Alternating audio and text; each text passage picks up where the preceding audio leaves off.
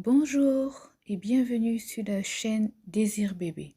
Si vous êtes nouveau, c'est une chaîne qui se concentre sur tout ce qui concerne la fertilité et la santé des femmes. Donc si c'est le genre de vidéo qui vous intéresse, continuez à regarder. Numéro 1. Connaître votre période fertile. Ce n'est pas à chaque fois dans un mois qu'une femme est fertile. Donc, vous devez être capable de connaître votre période fertile pour savoir quand avoir des rapports sexuels, pour tomber enceinte. Comment connaître sa période fertile? D'abord, vous devez savoir la durée de votre cycle menstruel. La durée du cycle menstruel est le nombre de jours entre vos règles à compter du tout premier jour où vous voyez vos règles jusqu'au dernier jour avant de voir vos prochaines règles. J'espère que c'est clair. Une fois que vous le savez, vous pouvez calculer votre période fertile. La durée normale d'un cycle est comprise entre 21 et 35 jours. Donc, si vous comptez la durée de votre cycle et qu'elle est de 28 jours par exemple, tout ce que vous devez faire pour connaître votre période fertile, c'est de soustraire 14 de 28 jours et vous obtiendrez 14, ce qui est le plus probable que vous allez ovuler. L'ovulation signifie simplement la libération de l'ovule de votre ovaire dans les trompes de Fallope. Il est important de noter que le sperme peut survivre dans le corps de la femme jusqu'à 5 jours. Donc, votre période fertile est de 5 jours avant l'ovulation et 1 jour après.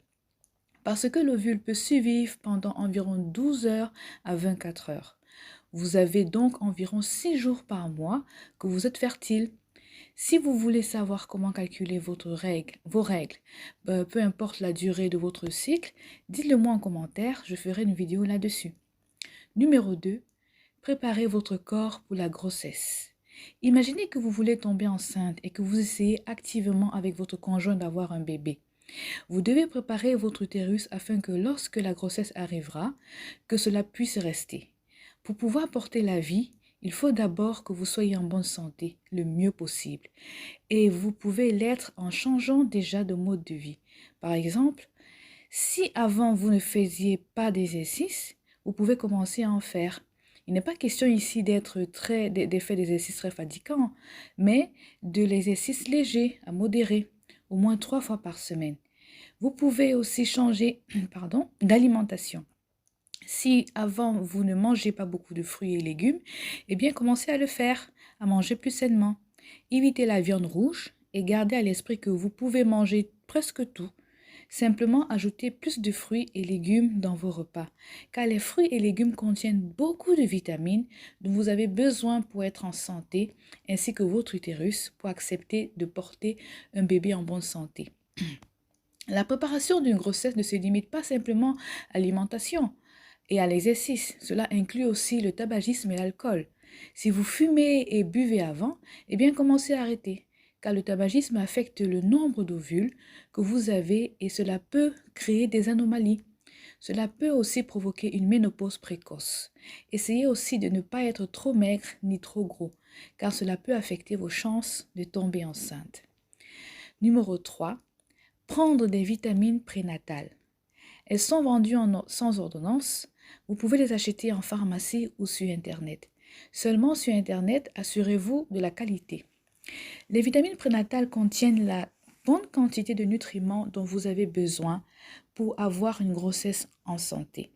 Ces vitamines préparent également votre utérus pour une future grossesse, surtout l'acide folique. Quelles que soient les vitamines prénatales que vous prendrez, assurez-vous qu'elles contiennent de l'acide folique.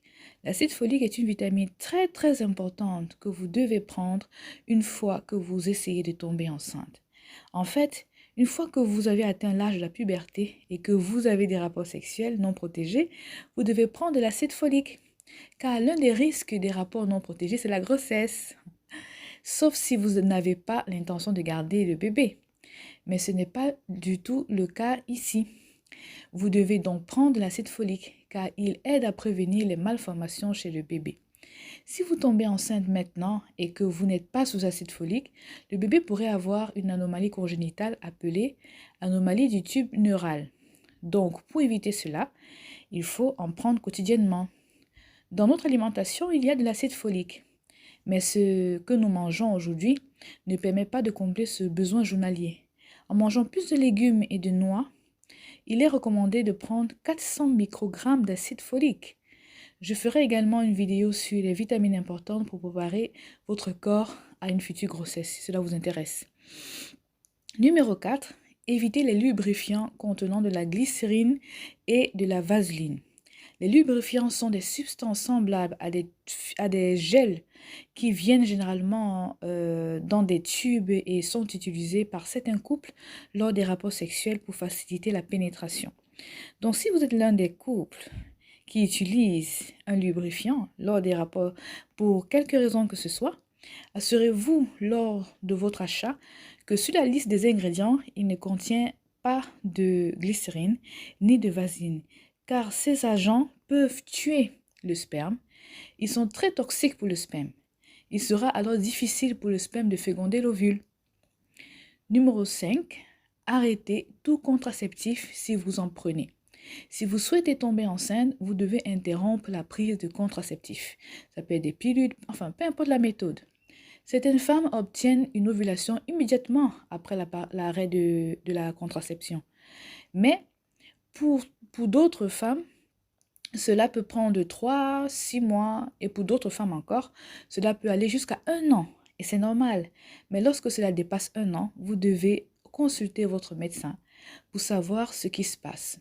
Donc, après avoir arrêté la pilule, si vous ne voyez pas vos règles dans les 6 mois, bien que cela soit toujours normal, allez voir votre médecin si vous essayez activement d'avoir un bébé pour vous assurer que rien d'autre ne cause ce retard. Il est important de noter que lorsque vous essayez de tomber enceinte, vous devez avoir des rapports sexuels réguliers avec votre conjoint pendant au moins 12 mois, si vous avez moins de 35 ans. Si après 12 mois, vous n'êtes toujours pas enceinte, alors vous devriez voir votre médecin pour une évaluation. Mais si vous avez 35 ans et après 6 mois de rapports sexuels non protégés, vous n'êtes pas enceinte, vous devriez également consulter votre médecin. Et si vous avez 40 ans et que vous essayez de tomber enceinte, vous devriez consulter votre médecin dès que vous commencez les essais bébés. Donc, cependant, il y a une exception, pardon.